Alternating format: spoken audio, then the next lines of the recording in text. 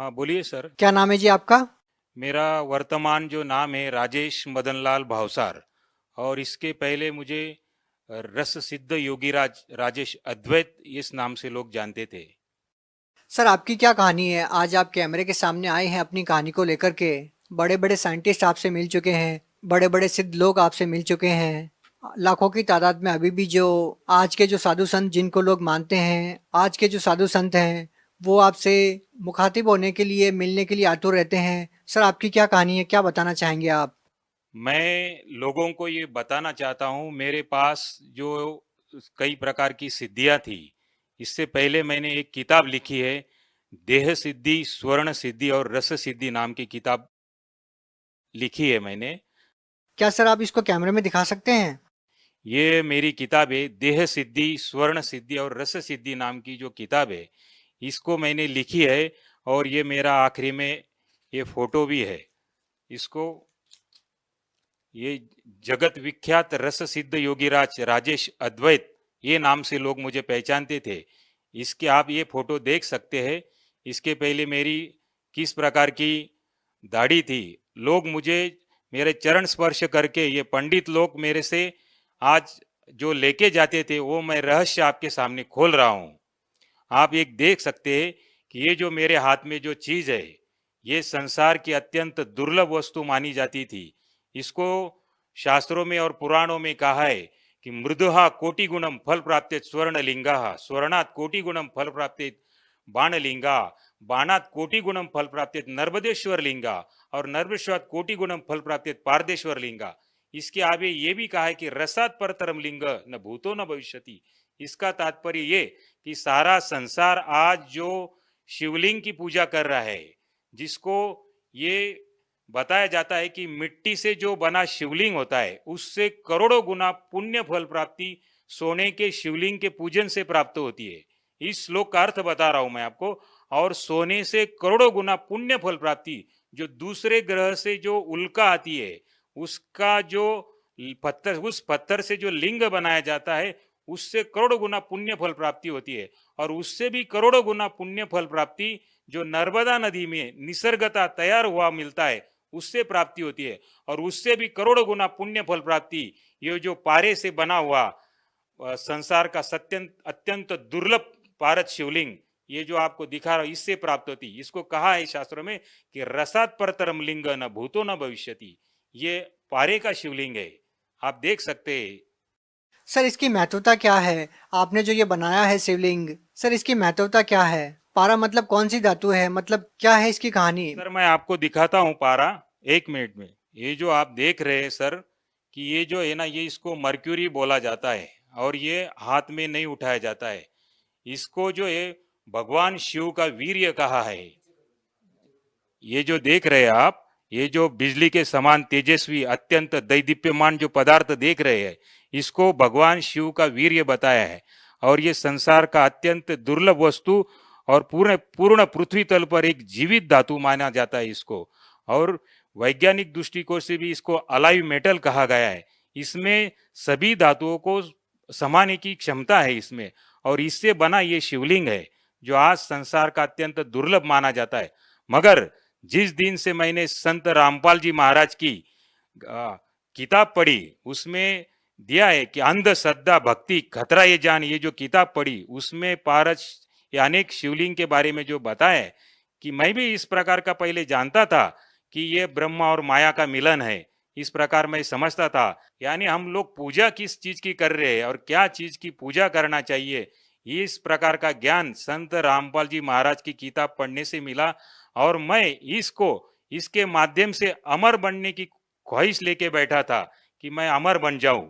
क्योंकि ये विज्ञान में आगे चल के इस प्रकार का भी समावेश किया गया है कि इससे व्यक्ति अमर बनता है। मगर ये बात तब मुझे गलत लगी कि मुझे ही डायबिटीज हो गया और मैं मलाई, घी, चावल ये खाने में असमर्थ था। तब मुझे आहत निकली मेरे अंदर से कि हे परमात्मा, तुम जहां भी कहीं बैठे हो तो मेरी अंदर की आवाज सुनो आप। सर ये जो पदार्थ आपके पास है, सर इस पदार्थ से तो कोई भी शिवलिंग बना सकता है, इसमें बड़ी बात क्या है? नहीं सर, ये इसको जो है ना, ये आम व्यक्ति नहीं बना सकता। इस प्रकार का और भी एक मैं शिवलिंग बनाया करता था, जिसको भूखा पारसमणि कहा जाता है। नहीं, जो आपके पास ये जो पदार्थ है, ये जो लिक्विड पदार्थ है, इसको गर्म करके या ठंडा करके या किसी क्रिया के द्वारा इसको ठोस नहीं बनाया जा सकता। नहीं सर, ये जो है इसको 662 डिग्री पर आप हीट देंगे तो ये इवापोरेट हो जाता है, कपूर के जैसा उड़ जाता है। इसको गर्म करने से भी आप बांध नहीं सकते। संसार की ऐसी कोई चीज नहीं है। रावण के संहिता में बताया गया है कि ये तंत्र की आखिरी क्रिया मानी जाती है। भारत को जड़ी बूटियों के माध्यम से और तंत्र के माध्यम से बांध देना और इसको ये सुवर्ण खाने में सक्षम है ऐसे बना देना। सर, आपने कहा कि ये स्वर्ण खाने में सक्षम है। सर, इस बात का क्या मतलब निकाले? ये जो इस प्रकार का जो लिंग बनता है तो इसको आप स्वर्ण अगर ये इसको टच करते हैं तो ये स्वर्ण अपने आप में खा जाता है। इस प्रकार का भी एक शिवलिंग बनता है और ये जो शिवलिंग है इसको आप अगर स्वर्ण स्पर्श करेंगे तो ये अपने आप में व्हाइट बना देता है। कौन विश्वास करेगा सर इस बात पे? आप देख सकते हैं, लाइए आप कोई चीज है तो। सर, इससे पहले हम आपसे ये जानना चाहेंगे, ये जो सोना आपके हाथ में है ये वाइट हो जाएगा, मतलब ये सोना नहीं रहेगा? हाँ जी। इसके घिसने से सोना नहीं रहेगा ये? नहीं, इसके अंदर जो गुण है ये गुण इस अपने गुण ये दूसरे में उतार देता है और इसको भी व्हाइट कर देता है सोने को। आप देख सकते हैं कि मैं इसको स्पर्श करा रहा हूँ और आप देख सकते हैं इसको कि ये देखो, ये देखिए आपके सामने ही मैं बता रहा हूँ। आप दूसरा कोई भी पेंट इसको लगा सकते हैं, ये सोने को नहीं पकड़ता है क्योंकि सोना जो चीज है वो अपने आप में अलग होता है। इसका मतलब तो ये हुआ कि जैसे पारस पत्थर होता है जो लोहे को सोना बना देता है, तो इसने सोने को लोहा बना दिया एक किस्म से। नहीं, ये नहीं कह सकते हम, मगर कि जो दूसरा आता है इसमें से जो ये सोने को खाता है, भूखा पारस मणि, बुभुक्षित पारस कहते हैं इसको, तो ये सुवर्ण खा जाता है और ये इसकी जो क्षमता है वो कितना पचा जाएगा अपने में सोना, इसका कोई अंदाजा नहीं रहता है। आपका कहने का मतलब है कि आप में इतनी सारी सिद्धियां हैं या आप इतनी विद्याओं को जानते हैं कि आप वो भी चीज बना सकते हैं जो लोहे को सोना बना सकती है या फिर सोने को खा सकती है, वो आपने बना ही दिया।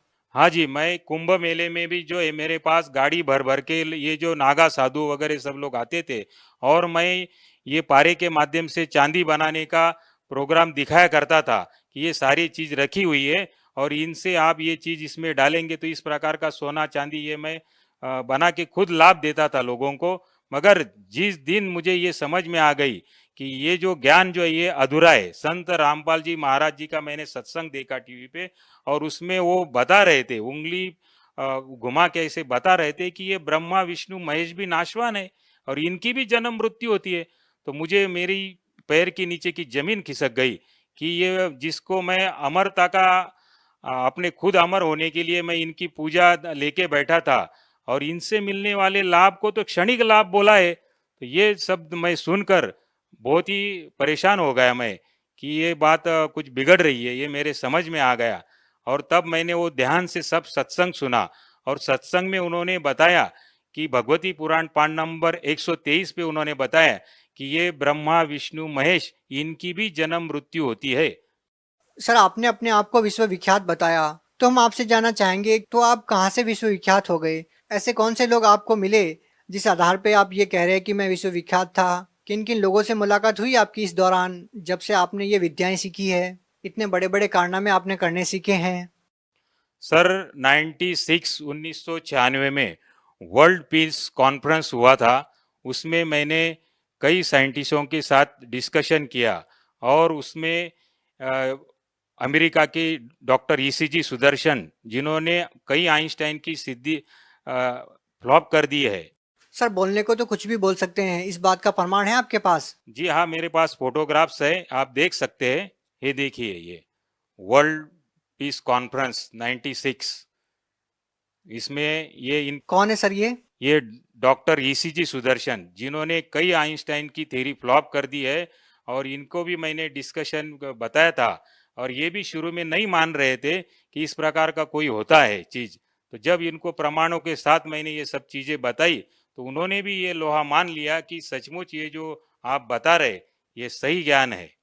इसके अलावा किन लोगों से आपकी मुलाकात हुई जिसके आधार पर हम ये मान सकें कि वास्तव में आप एक ऐसे महत्वपूर्ण व्यक्ति हैं जिस व्यक्ति पर विश्व के विख्यात लोगों ने भरोसा किया या आपसे मुलाकात करने के लिए वो लोग आतुर रहे, कि आपने एक ऐसी बड़ी खोज की है या फिर जड़ी बूटियों के माध्यम से आपने एक ऐसा यंत्र बनाया है जिसको लोग सपने में भी नहीं सोच सकते कि ऐसा हो सकता है। सर, जैसे आप देख रही है हाई कमिश्नर ऑफ टांजानिया, इस प्रकार के कई जो दलाई लामा वगैरह इन सब लोग, दलाई लामा से भी आपकी मुलाकात हुई है? हाँ जी, वर्ल्ड कॉन्फ्रेंस में आए थे, उन लोगों से भी डिस्कशन हुआ मेरा।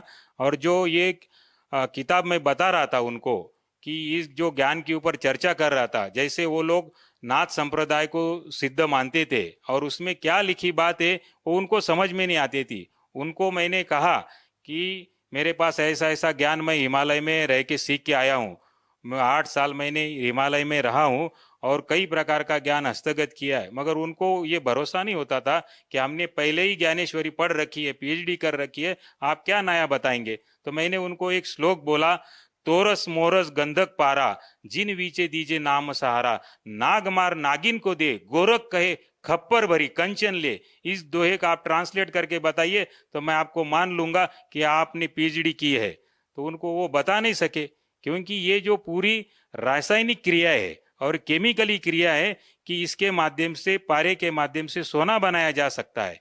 शॉर्टकट में इसके सारे रहस्यों को जब मैंने खोला तब उनकी बात समझ में आई, क्योंकि आखिरी में स्पष्ट रूप से कहा है कि गोरख कहे खप्पर भरी कंचन लीजिए। कंचन में स्वर्ण, जो मटके का आधा भाग होता है उसको खप्पर बोलते हैं। ओ, इस प्रकार का खप्पर भर के आप कंचन स्वर्ण बना सकते हैं, इस प्रकार की विधि उसमें छिपी थी।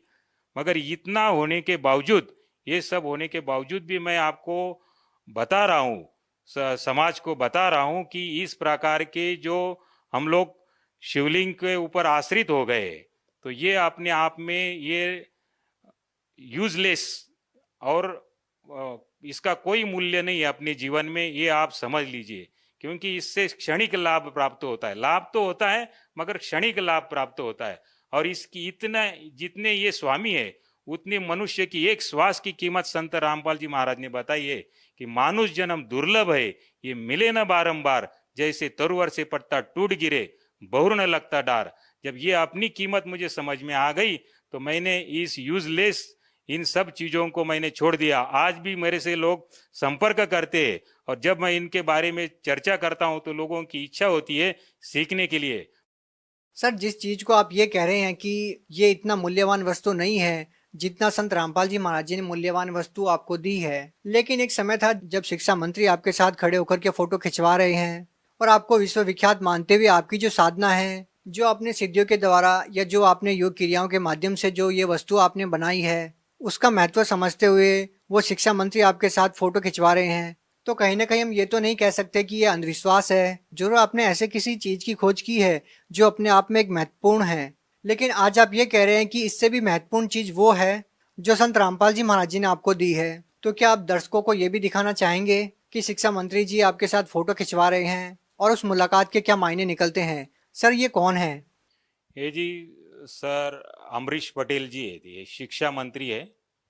और इस प्रकार का जो ज्ञान समेटे हुए मेरे पास कई लोग जो आते थे। सर देखिए, ये तो शिक्षा मंत्री है, लोगों तक शिक्षा पहुंचाने का कार्यभार इनके ऊपर है, ये भी आपके साथ खड़े हैं, तो कहीं ना कहीं ये तो मान सकते हैं हम कि ये अंधविश्वास तो है नहीं, ना ही हम ये कह सकते हैं कि ये आम समाज के लिए यूजलेस चीज है। तो इनके साथ जब आपकी बातचीत होती है तो क्या बातचीत होती है आपकी इनसे, और आप इनको भी क्या संदेश देना चाहेंगे? ये भी अपने आप में ये माने बैठे थे कि ये जो चीज है यही लास्ट स्टेज है किसी भी वस्तु को एक ऐसे मुकाम पर पहुंचने के लिए जिससे लोगों को प्रभावित किया जा सके। सर, मुझे परमात्मा चाहिए था और इन सब चीज़ों से परमात्मा प्राप्त नहीं हो सकता है, ये मेरे ध्यान में बात आ गई। और जब मैंने ये संत रामपाल जी महाराज का ज्ञान बारकाई से अध्ययन किया, क्योंकि इसके पहले मैं तो सारा कुछ पढ़ चुका था, आयुर्वेद, कर्मकांड, ज्योतिष, मीमांसा, पराविज्ञान, पारद विज्ञान, इस कई प्रकार की सिद्धियों को कर चुका था। ये सब करने के बावजूद मुझे ये तो ज्ञान हो गया था कि संत कौन है, क्योंकि बाकी सारी संत तो जो धन के लालची होते हैं, और मैं इस प्रकार की सिद्धियां उनके सामने दिखाता था तो वो कुछ भी देने के लिए और समर्पित करने के लिए तैयार हो जाते थे। इवन ब्राह्मण लोग भी मेरे पैर छू के वो मेरे से शिवलिंग 1100 रुपए का शिवलिंग आगे 11,000 में बेचते थे। तो इस प्रकार का वो सब लोग करते थे। और ये ज्ञान मुझे प्राप्त होने पर संत रामपाल जी महाराज का जो अद्भुत ज्ञान है, अलौकिक ज्ञान है, इसके आगे कोई नहीं। क्योंकि शास्त्रों में एक वाक्य लिखा है कि गुरु बिन वेद पढ़े जो प्राणी, समझे ना सार रहे अज्ञानी। अगर ये लाइन किसी पे सूट होती है तो केवल वो संत रामपाल जी महाराज है, और इनसे बड़ा कोई गुरु नहीं है। क्योंकि मैंने इस सत्संगों में इनकी जो टीवी के ऊपर जो बात देखी, इनमें जो दमखम है वो किसी गुरु में नहीं है। सर हम आपसे ये प्रश्न भी नहीं पूछ सकते कि संत रामपाल जी महाराज जी से नाम दीक्षा लेने के बाद आपको लाभ क्या मिले, क्योंकि जिन लाभों को लेकर के हम धर्मगुरुओं के पास जाते हैं, कहने का मतलब है कि धन प्राप्ति के लिए, तो आप लोहे को सोना बना सकते हैं, सोने को लोहा बना सकते हैं, यहाँ तक कि आप सोने को भस्म कर सकते हैं। इतनी सारी चीजें आपके पास है, इतनी सारी विद्याओं को आप जानते हैं, तो हम ये तो नहीं कह सकते कि किसी लोभ में या धन प्राप्ति के लिए आप संत रामपाल जी महाराज जी से जुड़े हैं। तो सर आप संत रामपाल जी महाराज जी से जुड़े क्यों हैं? क्योंकि धन की कोई कमी आपके पास नहीं, क्योंकि आपके पास विद्या एक ऐसी है कि लाखों की तादाद में आज भी धर्मगुरु आपसे मिलने के लिए आतुर हैं कि आप उनको ये सिद्धि सिखा दें, वो भी इस सिद्धि के द्वारा धन प्राप्ति कर सकें। तो सर फिर आप क्या कहना चाहेंगे, संत रामपाल जी महाराज जी से जुड़ने के पीछे का क्या कारण है?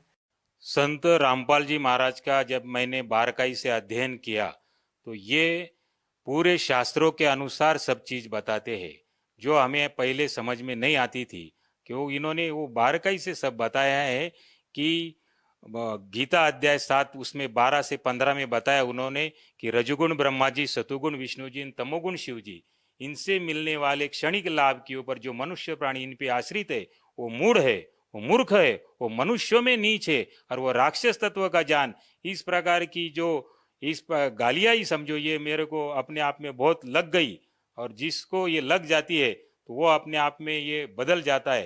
तो ये सचमुच मैंने ये सब देखा और मुझे सच में दिखाई दिया कि हम भी पूजन किसका करते हैं, एक योनि और लिंग का, ये कोई बात है? तो ये यूजलेस और बकवास मानी जाती है ये। सर हम वर्तमान की स्थितियों को देखते हैं तो लाखों की तादाद में लोग कावड़ को लेकर आते हैं और करोड़ों की तादाद में शिव भक्ति की जाती है, भारत देश में ही नहीं पूरे वर्ल्ड में। और वो लोग जब कावड़ लेकर आते हैं, गंगा जल लेकर आते हैं और शिवलिंग पर चढ़ाते हैं, लेकिन आप ये कह रहे हैं कि एक ऐसी पवित्र वस्तु से, आपने शिव के वीर्य से एक ऐसी वस्तु का निर्माण किया जिसको आपने बताया कि रावण क्रिया योग में उसको सबसे श्रेष्ठ माना गया है, और आप उसको भी ये कह रहे हैं कि ये यूजलेस है। तो आप उन शिव भक्तों को क्या संदेश देना चाहेंगे इसके बारे में? मैं शिव भक्तों को ये बता रहा हूं कि इसमें ये भी कहा है, लिंग सहस्रस्य यत् फलम सम्य गर्जनात् तत्फलम कोटि गुणितम रस लिंगार्चनात् भवेत् ब्रह्म हत्या सहस्राणी च गो हत्या शतानी च तत्क्षण द्विलयांति रस लिंगस्य समर्पित। मतलब इससे महान शिवलिंग पूरे संसार में नहीं कोना। आगे तो ये बताया इसका पुण्य लाभ होता है, इससे श्रेष्ठ माना जाता है। और ये शिवलिंग प्राप्त करके, ये विद्या मैं प्राप्त करके भी मैं आप लोगों को बता रहा हूं कि ये जो ज्ञान है इससे ज्यादा मनुष्य की एक श्वास की कीमत है। कि कहता हूं कहीं जात हूं, कहूं बजाकर ढोल, श्वास जो खाली जात है ये 3 लोक का मोल। और ये ब्रह्मा विष्णु महेश भी ये 3 लोक के अधिपति है, स्वर्ग पृथ्वी और पाताल के अधिपति है। आप समझो आप किस चीज की पूजन कर रहे। हे मानव जगत, आप जागो कि ये संत रामपाल जी महाराज जो दिखने में सामान्य से दिखते, ये कोई साधारण व्यक्तित्व नहीं है, ये आए हुए परमात्मा ही है। आप इनको परखो, इनके ज्ञान को समझो। और ऐसी किसी में हिम्मत नहीं है कि जो कहते त्रिदेव की भक्ति उनकी कभी ना हो मुक्ति, ये बताने वाले संत रामपाल जी महाराज ही है। सर एक समय था जब आप घर से निकले तो आपकी इच्छा ये थी कि किसी भी तरह से अमर हुआ जाए, कि एक ऐसी विद्या प्राप्त की जाए, एक ऐसी भक्ति प्राप्त की जाए जिससे मैं अमर हो जाऊं, कभी भी ना मरूं। लेकिन आपके साथ समस्या ये आ जाती है कि आपको डायबिटीज हो जाती है और आपको बहुत सारे परहेज करने पड़ते हैं, कि आपको वो खाना भी नहीं खाया जाता जो आप खाना चाहते हैं। तो हम आपसे ये जानना चाहेंगे कि एक ऐसे इतने बड़े सिद्ध पुरुष की, वो अपनी बीमारी अपनी क्रियाओं से तो ठीक नहीं कर पा रहा था, क्या संत रामपाल जी महाराज जी की शरण में जाने के बाद वो समस्या आपकी ठीक हुई? हाँ जी, जैसे ही मैंने संत रामपाल जी महाराज जी से दीक्षा ली तो मुझे अपने आप में समझ में आया कि मेरे शरीर में कोई परिवर्तन हो रहा है। और इस प्रकार का परिवर्तन हुआ तो धीरे धीरे ये सब चीज, मैं पहले मलाई खाता नहीं था और चावल नहीं खाता था और दूध भी पीने से मुझे डर लगता था। तो ये जैसे ही मैंने दीक्षा ली तो मेरे अंदर एक प्रचंड परिवर्तन होते गया और आज मैं सभी तरह की चीजें खा सकता हूँ, पी सकता हूँ। और यही मेरे लिए बहुत ही आनंद की बात है कि मेरा स्वास्थ्य लाभ हो गया, मैं सुदृढ़ हूँ और किसी प्रकार की आज बीमारी नहीं है मुझे, क्योंकि तन का सुख ये सबसे बड़ा सुख है। तो ये इस चीज का भी ज्ञान संत रामपाल जी महाराज ने ही बताया है। तन दर सुखिया कोई न देखा, जो देखा सो दुखिया हो। ये बात सत्य लागू पड़ती है कि समाज को ये ज्ञान न होने के वजह से वो इन चीजों के पीछे दौड़ रहा है। सर आपने स्वर्ण भस्म यंत्र का निर्माण किया, आपने क्या आपने इसके अलावा भी कोई ऐसा यंत्र बनाया अपनी सिद्धियों के द्वारा, जो आपकी विद्या थी उनके द्वारा? हाँ जी सर, ये जो आज देख रहे पूरा सभी गुरु इस यंत्र के ऊपर अपना महत्व जमा लेते हैं। इसको महालक्ष्मी यंत्र का श्री यंत्र कहा जाता है। और इसमें भी क्या चीज छिपी है, इसमें इस महालक्ष्मी के भी यंत्र में हिरण्यवर्णाहरणी जात वेदो त्वाम लक्ष्मी आवत, तो इसमें भी पारे के माध्यम से सुवर्ण क्रिया करने की विधि छिपाई गई है। और वो किसी को न मालूम होने की वजह से लोग इसको घी का दीपक लगाते हैं और इसका पूजन करते हैं। ये यूजलेस है। तो उसमें क्रियाओं को समझ के और उसके अनुसार करने से, और ये सभी चीजें जो है तो किसी को वो समझ में नहीं आती है। तो इसलिए गुरु संसार में करना आवश्यक है। सर आपने जो यंत्र बनाया था उस यंत्र ने सोने की धातु को अपने रंग में बदल दिया, लेकिन सर लोगों को शंका ये हो सकती है कि आपके हाथ में कोई और वस्तु हो, या आपने जिस सोने को वाइट किया है वो वाइट वस्तु कुछ और हो। तो लोग आपसे ये जरूर जानना चाहेंगे कि अगर वो सोना आपके पास लेकर आते हैं तो क्या उस धातु से आप उसको भी वाइट कर सकते हैं? हाँ जी, हाँ जी, बिल्कुल, कभी भी कहीं भी ये चीज हो सकती है। तो आपके जो कहने का मतलब है कि आपने अभी तक जो क्रियाएं की, आपने जो विद्या सीखी वो बिल्कुल यूजलेस है, और सही जो चीज है वो संत रामपाल जी महाराज जो भक्ति बता रहे हैं वो है। हाँ जी, बिल्कुल, ये ऐसा ही है। क्योंकि संत रामपाल जी महाराज ने जो जो बातें बताई है आज तक संसार में किसी गुरु ने नहीं बताई है। उन्होंने गुरु ग्रंथ साहिब के अनुसार भी सिद्ध कर दिया कि हक्का कबीर करीम तू बे एब परवरदिगार, कि ये कबीर साहेब ये सोम परमात्मा है और ये अमर परमात्मा, यही परवरदिगार है। सर आपने शिव भगवान को मानने वाले लोगों को एक संदेश दिया कि आप जो साधनाएं कर रहे हैं वो साधनाएं करने की नहीं है, संत रामपाल जी महाराज जी से नाम दीक्षा लो। तो क्या ये माना जाए कि संत रामपाल जी महाराज शिव भगवान की या देवी देवताओं की भक्ति छुड़वाते हैं? नहीं, संत रामपाल जी महाराज तो ये बताते हैं कि जैसे तहसीलदार साहेब है, कलेक्टर साहेब है, मंत्री साहेब है, मुख्यमंत्री साहेब है, प्रधानमंत्री साहेब है और राष्ट्रपति साहेब है, तो ये भी अपने स्तर के साहेब है। साहेब यानी स्वामी, प्रभु है ये। और तहसीलदार को अगर हम राष्ट्रपति कहेंगे तो ये बात गलत हो जाती है। वो इतना ही समझा रहे कि तुम तहसीलदार को तहसीलदार ही साहब बोलो। तो ये जो है ये अपने स्तर के प्रभु है, तीन लोक के अधिपति, तीन लोक के भगवान है। सर संत रामपाल जी महाराज जो है देवी देवताओं की भक्ति छुड़वाते नहीं है। तो ये तो उन देवी देवताओं के मंत्र प्रदान करते हैं जिससे ये देवी देवता भी किस प्रकार लाभ पहुंचा सकते हैं। लेकिन सर लोग मंत्र तो कर रहे हैं ना, ओम नमः शिवाय वगैरह भक्ति तो कर ही रहे हैं। तो ये जो है ये मंत्र शास्त्र प्रमाणित नहीं है। संत रामपाल जी महाराज भगवत गीता खोल के बताते हैं कि उसमें तो केवल बताया मुझ माम ब्रह्म का केवल ओम एकाक्षर इति मंत्रम, उसमें बताया है कि वो बताते हैं कि संत रामपाल जी महाराज बताते हैं कि ओम मंत्र इसमें बताया है, फिर ओम नमः शिवाय कहाँ बताया है। तो आपके कहने का मतलब ये है कि संत रामपाल जी महाराज जी देवी देवताओं के जो मंत्र बताते हैं वो शास्त्रों के अनुसार है, और उन्हीं मंत्रों को करने से देवी देवता लाभ दे सकते हैं? जी हाँ, बिल्कुल, संत रामपाल जी महाराज जो बता रहे उन्हीं के अनुसार भक्ति करने से ही लाभ होगा। अंत में सर आप भगत समाज को क्या संदेश देना चाहेंगे? मैं समाज को ये प्रार्थना कर रहा हूँ, हृदय से प्रार्थना कर रहा हूँ कि आप इन चीजों के पीछे ना दौड़े, ये शिवलिंग के पीछे ना दौड़े, क्योंकि इससे संसार की श्रेष्ठतम वस्तुएं मैंने निर्माण कर रखी थी और इसके ऊपर कोई चीज नहीं है। और इसके बावजूद मैं आपको बता रहा हूँ कि इतनी कीमत, उससे ज्यादा कीमत तो मनुष्य के एक श्वास की है। और ये फिजूल में इन चीजों के पीछे दौड़ने से अपना अमर शरीर प्राप्त करने के लिए, मोक्ष प्राप्त करने के लिए अगर कोई चीज करना चाहते हैं तो केवल संत रामपाल जी महाराज जिनका आप सत्संग देखो, और नीचे जो पीली पट्टी आती है उसके ऊपर नंबर डायल करके आप वहां पे संदेशा भेजो। आपको कोई किताब चाहिए या नामदान लेना है तो सभी चीजें का डायरेक्शन आपको वहां से प्राप्त हो जाएगा। जी धन्यवाद।